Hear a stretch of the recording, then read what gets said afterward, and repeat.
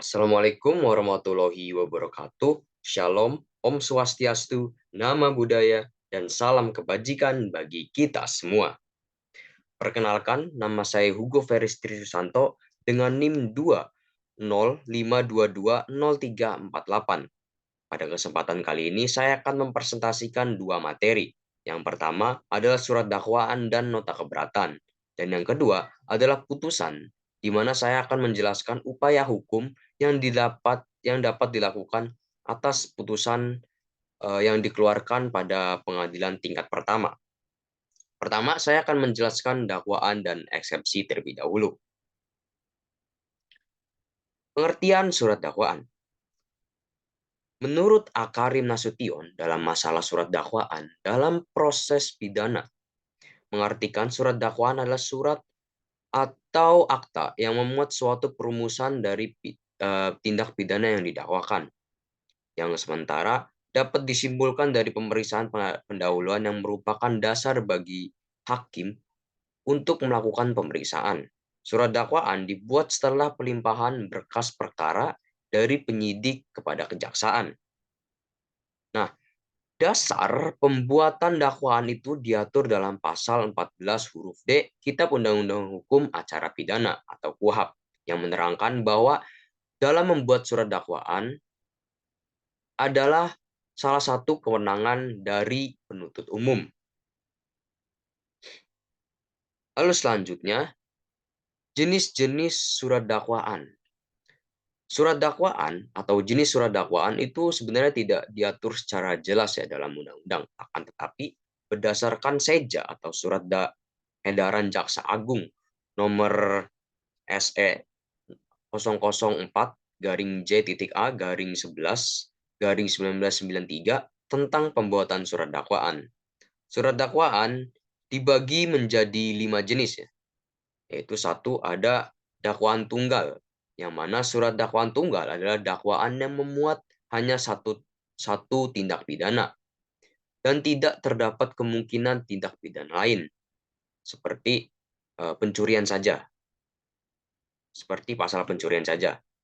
Lalu kedua dakwaan alternatif. Surat dakwaan alternatif adalah dakwaan yang disusun secara berlapis ya. Sederhananya adalah dalam dakwaan tersebut hanya terdapat bukan hanya, tapi terdapat dua pasal yang berbeda. Nah, pasal-pasal tersebut mengecualikan pasal lainnya, yang artinya satu pasal saja cukup dibuktikan. Penuntut umum itu dalam menggunakan dakwaan ini, itu bila mana penuntut umum itu belum mendapatkan kepastian tindak pidana mana yang paling tepat dibuktikan. Lalu ketiga, dakwaan subsidiar. Sama halnya dengan dakwaan alternatif, dakwaan ini disusun secara berlapis. Tetapi perbedaannya itu terletak pada lapisan selanjutnya adalah sebagai pengganti lapisan sebelumnya. Jika lapisan sebelumnya itu tidak terbukti.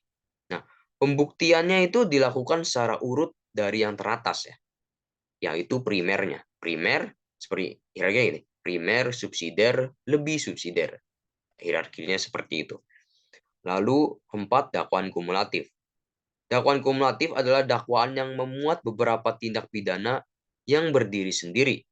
Pasal yang didakwa itu harus dibuktikan semua satu persatu. Lalu dakwaan kombinasi, ini adalah gabungan dari dakwaan kumulatif dan alternatif atau subsidiar. Lalu dapat dilihat syarat surat dakwaannya.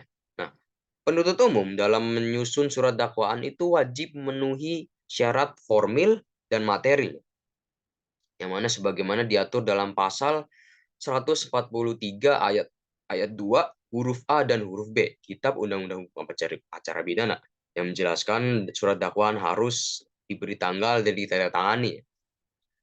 Nah, syarat formil itu harus memuat identitas lengkap terdakwa seperti nama lengkap, tempat lahir, umur atau tanggal lahir, jenis kelamin, kebangsaan, tempat tinggal, agama, dan pekerjaan.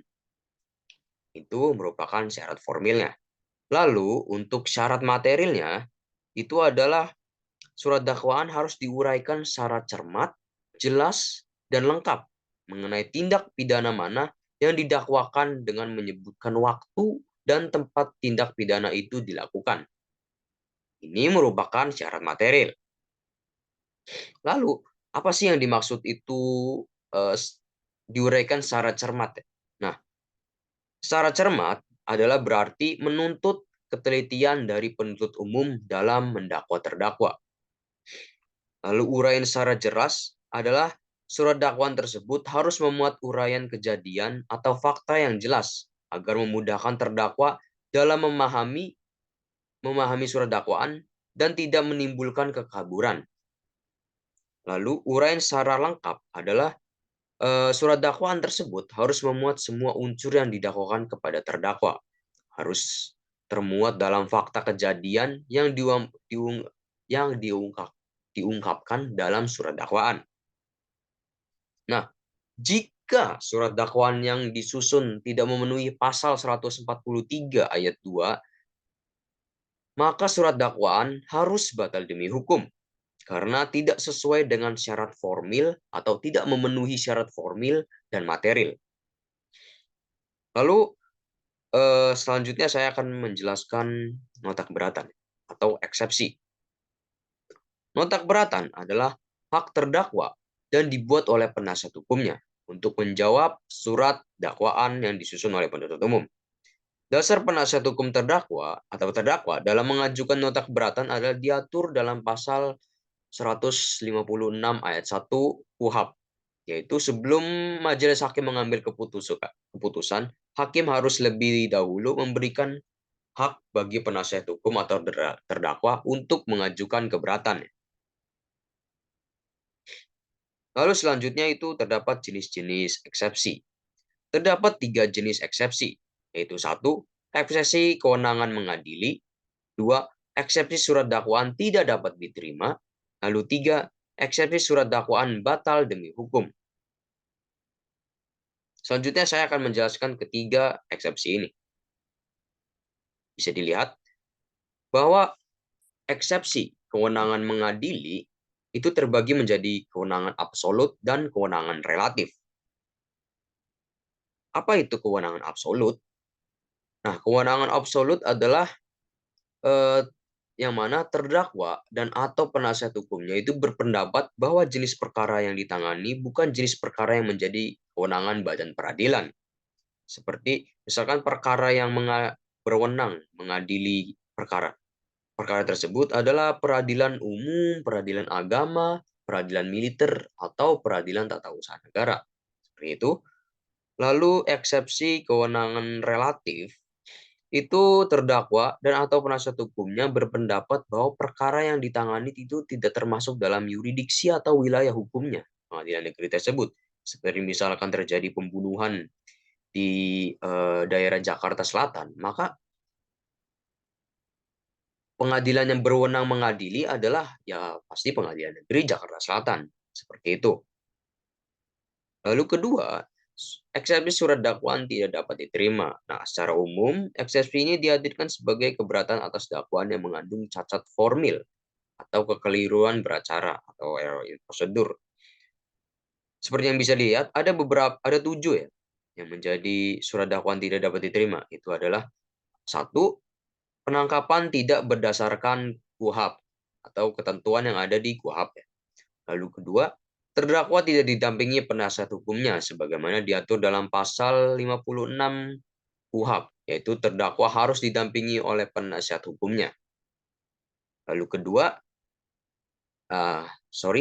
ketiga, tidak adanya pengaduan sebagaimana dalam pasal 74 KUHP, yaitu pengaduan hanya boleh diajukan dalam waktu 6 bulan sejak orang yang berhak mengetahui adanya kejahatan jika orang tersebut itu tinggal di Indonesia.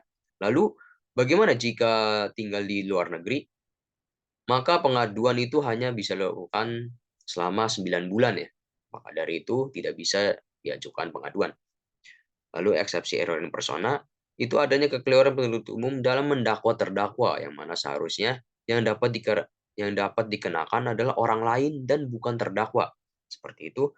Lalu kelima ada eksepsi prematur yang mana penuntut umum menghadirkan sesuatu yang seharusnya itu belum bisa dihadirkan. Lalu eksepsi daluarsa itu sebagaimana diatur dalam pasal 78 KUHP, yaitu kewenangan menuntut pidana hapus karena daluarsa. Misalnya seperti saat melakukan perbuatan itu belum 18 tahun gitu. Lalu eksepsi nebis in idem yang mana diatur dalam pasal 76 KUHP, yang mana permasalahan yang sama yang sudah berkekuatan hukum tetap tidak dapat diperiksa kembali untuk kedua kalinya. Itu. Lalu terakhir ada surat dakwaan batal demi hukum. Seperti yang saya sudah jelaskan ya, bahwa eh, ini tuh lebih menitik memberatkan syarat formil dan material, yang mana obscur liber. Obscur liber itu eh, jika surat dakwaan itu tidak jelas atau kabur ya, tidak diuraikan secara cermat, jelas dan lengkap. Seperti itu. Tidak ya, intinya tidak sesuai dengan pasal 143 ayat 2 Kitab Undang-Undang Hukum Acara Pidana. Seperti itu. Lalu selanjutnya saya akan masuk ke upaya hukum terhadap putusan ya. Sebelum saya akan menjelaskan upaya hukum, saya akan menjelaskan terlebih dahulu apa itu putusan. Nah, putusan menurut Sudikno Mertukusumo adalah suatu pernyataan yang oleh hakim sebagai pejabat negara yang diberi wewenang untuk itu diucapkan di persidangan dan bertujuan untuk mengakhiri atau menyelesaikan suatu perkara atau masalah antar pihak. Bukan hanya ya, bukan hanya yang diucapkan saja yang disebut putusan, melainkan juga pernyataan yang dituangkan dalam bentuk tertulis dan kemudian diucapkan oleh hakim di persidangan. Lalu, seperti itu pengertian putusan. Lalu, upaya hukum. Nah, dasar terdakwa mengajukan upaya hukum adalah karena ia menolak putusan tersebut. Lalu berdasarkan pasal 1986 ayat 1 KUHP, terdakwa diberi hak untuk menolak suatu putusan hakim yang meriset dan mengadili perkaranya. Lalu dua, mempelajari putusan, sampai dengan tiga, meminta penanggulangan pelaksanaan.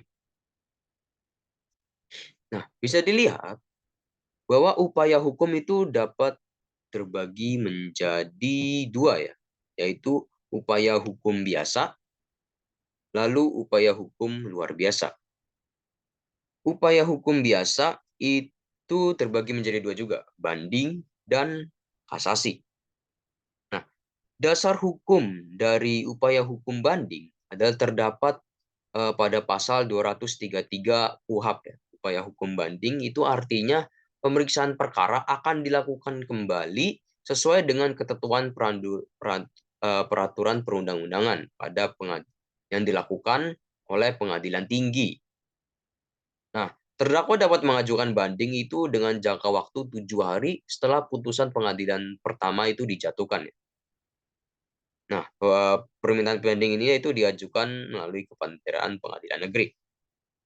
Lalu kasasi itu dasar hukumnya terdapat pada pasal 244 KUHP. Upaya hukum ini hanya dapat dilakukan setelah putusan banding itu keluar. Artinya, hak terdakwa untuk menolak putusan pengadilan tinggi dan pemeriksaan akan dilanjutkan dan dilangsungkan oleh Mahkamah Agung sebagai tahapan pengadilan tertinggi untuk memeriksa dan mengadili. Jangka waktu mengajukan kasasi adalah 14 hari setelah putusan pengadilan itu dijatuhkan ya. Lalu selanjutnya adalah upaya hukum luar biasa. Upaya hukum luar biasa ini dibagi menjadi dua, kasasi demi kepentingan hukum dan peninjauan kembali ya. Nah, nah Apa sih upaya hukum luar biasa? Upaya hukum luar biasa adalah suatu upaya hukum yang menyatakan ketika terdakwa tidak dapat melakukan upaya hukum lagi terhadap putusan tersebut dikarenakan sudah berkekuatan hukum tetap. Upaya hukum luar biasa ini terdiri dari, ya, seperti yang saya sebutkan tadi, kasasi demi kepentingan hukum dan peninjauan kembali. Dasar hukum kasasi demi kepentingan hukum itu diatur dalam pasal 259 KUHP ya, yang menurut ketentuan pada pasal 260 KUHP, kasasi demi kepentingan hukum pada dasarnya hanya bisa diajukan oleh Jaksa Agung ya, kepada Mahkamah Agung yang diajukan secara tertulis melalui Panitera Pengadilan Negeri yang telah memutus perkara dalam tingkat pertama disertai risalah yang memuat alasan permintaan itu. Lalu, dasar hukum peninjauan kembali itu diatur pada pasal 263 KUHP. Nah, alasan dilakukannya peninjauan kembali adalah karena adanya novum ya. Novum. Novum adalah ditemukannya bukti yang baru setelah pemeriksaan perkara sebelumnya itu telah selesai. Lalu, adanya pertentangan antara pertimbangan hakim serta putusan tersebut itu memperlihatkan suatu kekhilafan hakim atau sesuatu keliruan yang nyata. Ya, seperti itu yang dapat saya sampaikan. Ya, terima kasih. Demikian penyampaian materi yang dapat saya sampaikan. Mohon maaf sebesar-besarnya apabila terdapat tutur kata maupun tindakan yang kurang berkenan. Saya juga meminta maaf apabila terdapat ketidaksesuaian untuk materi yang disampaikan dalam video ini. Ya, terima kasih. Assalamualaikum warahmatullahi wabarakatuh. Shalom. Om Santi Santi Om, nama budaya dan salam kebajikan bagi kita semua.